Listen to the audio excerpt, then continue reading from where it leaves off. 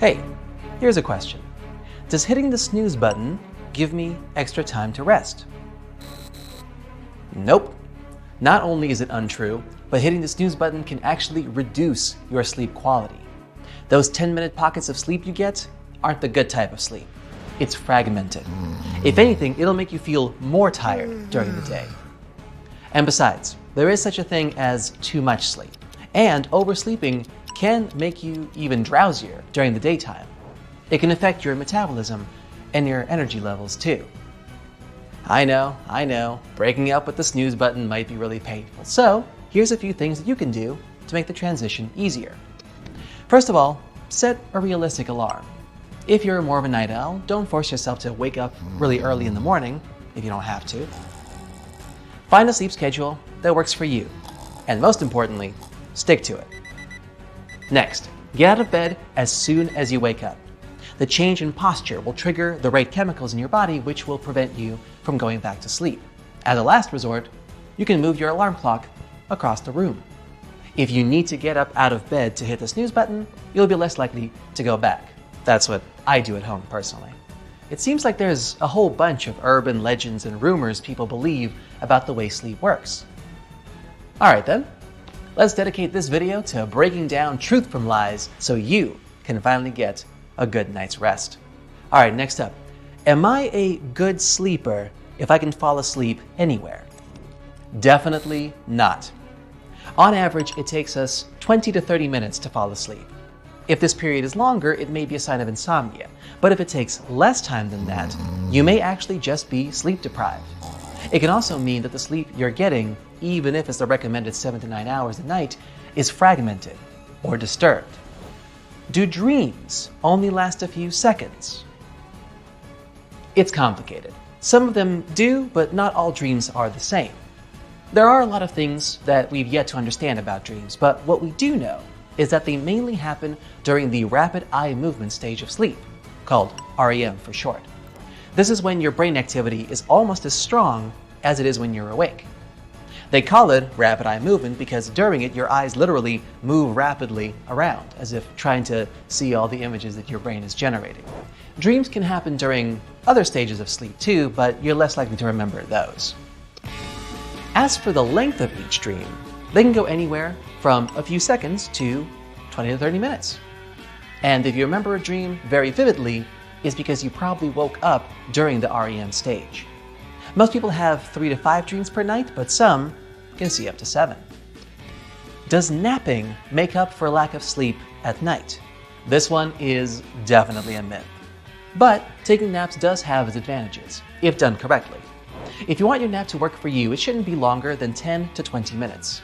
These kinds of short sleep intervals can help you feel more energized during the day and even improve your memory. But they can't cure your body if it was sleep deprived during the night.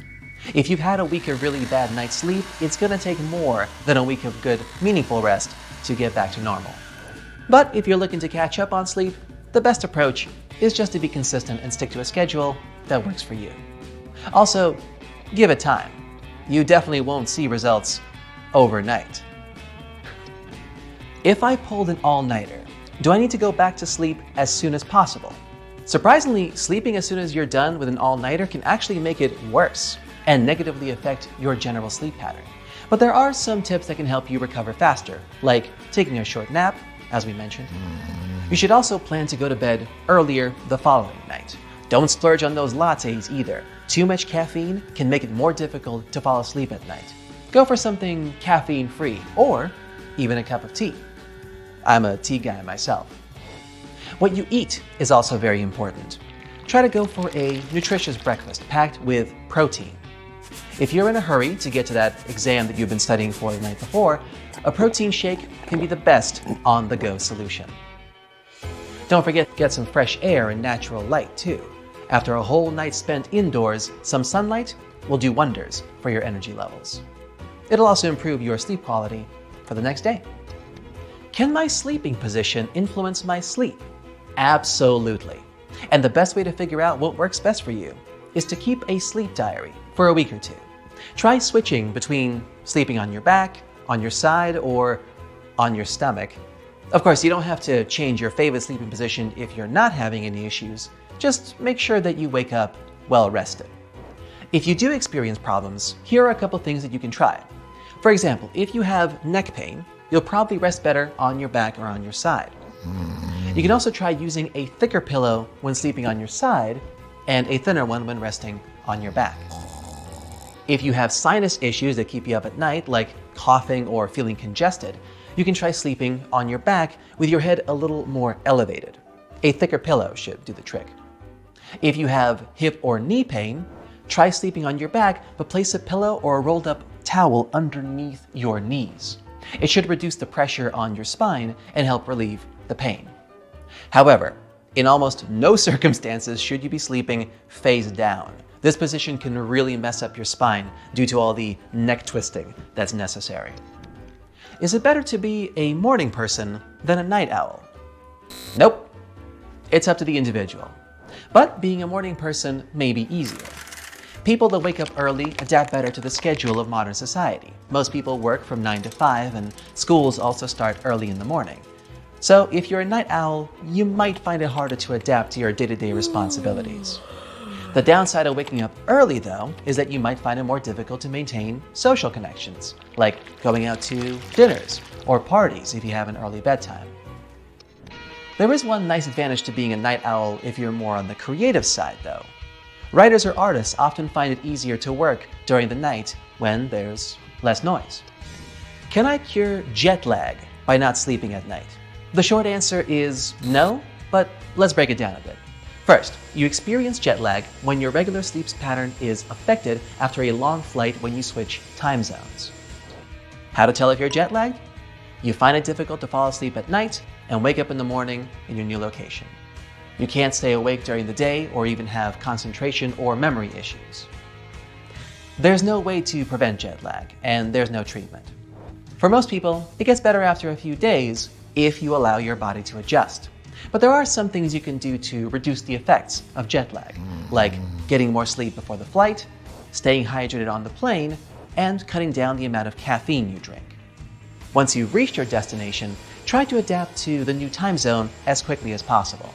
That means sleeping during the night, setting an alarm to avoid resting during the day, and getting as much sunlight as possible. Natural light will trick your body into adjusting to the new conditions faster. Do I have insomnia if I can't fall asleep? That's only part of the whole insomnia equation. Insomnia can mean a lot of different things. Sleep onset insomnia is when you can't fall asleep. You know, the whole tossing and turning routine. Falling asleep should happen anywhere between 20 to 30 minutes after getting in bed. Any longer than that, and it may indicate a problem. Sleep maintenance insomnia is when you can fall asleep in the evening but wake up during the night and find it difficult to doze off again. Early morning awakening insomnia is when you wake up way earlier than planned. This can influence the quality of your sleep and your mood throughout the day. It can also affect not only your energy levels, but also your overall health, performance at work or school, and quality of life. At some point, many adults experience short-term or acute insomnia, which lasts for several days or weeks. The most common source is long stress. If this lasts for a month or more, it probably means chronic insomnia has set in. Do I have sleep apnea if I snore? Sure, snoring can be a sign of sleep apnea, but it's not the single cause. It's not really a problem if you snore just once in a while. Most of us snore a bit when we have a cold or during allergy season. Real sleep apnea is a completely different story. It is a sleep disorder in which breathing repeatedly stops and starts during the night. Is more sleep always better? I'm afraid not. Let's look at the recommended sleep intervals depending on your age. Newborns, from 0 to 3 months, need the most amount of sleep each day, about 14 to 17 hours. This includes naps and nighttime. By the time we go to school and until our teenage years, we should be getting 9 to 11 hours of shut-eye a day. Teenagers need 8 to 10 hours of sleep every day, and by the time that we reach adulthood, we should be good with about 7 to 9 hours. As we grow older, say by the time that we reach 60 to 65 years, we start to need less and less sleep, somewhere between 7 to 8 hours. We also start to naturally wake up earlier. If you have a healthy lifestyle, technically you shouldn't need more sleep than that.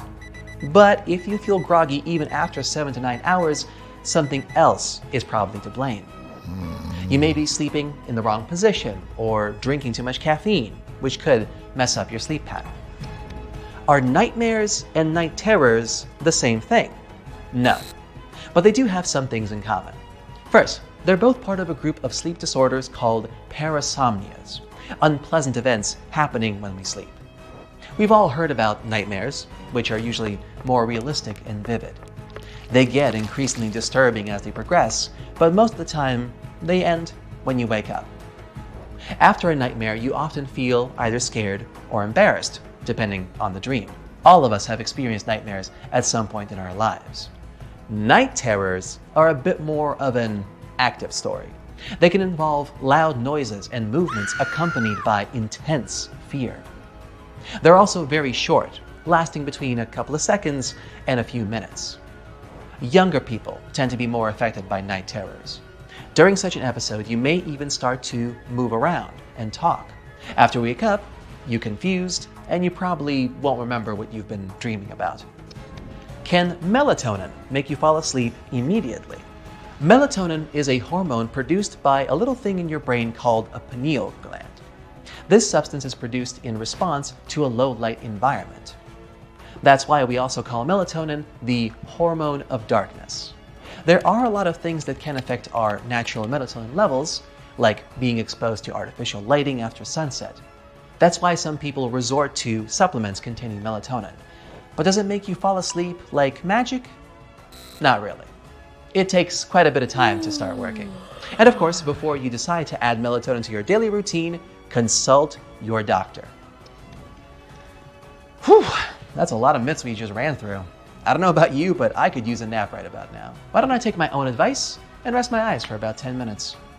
I hope these tips will help you get a much better night's rest from now on. Good night. That's it for today. So hey, if you pacified your curiosity, then give the video a like and share it with your friends. Or if you want more, just click on these videos and stay on the bright side.